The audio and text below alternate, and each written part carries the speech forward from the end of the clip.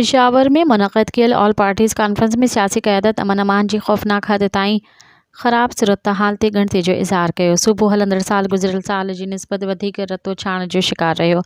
जारी कयल पधिराई मूजिबि गुज़िरियल महीने 70 खां वधीक सिक्योरिटी एहलकारनि जूं शहादतूं थियूं। क्रम में फ़सादनि दौरान 200 खां वधीक हयातियूं ज़ाया थियूं। पधिराई मूजिबि मरकज़ी ऐं सूबाई हुकूमत अमन जी क़याम में नाकाम नज़र अची रहियूं आहिनि।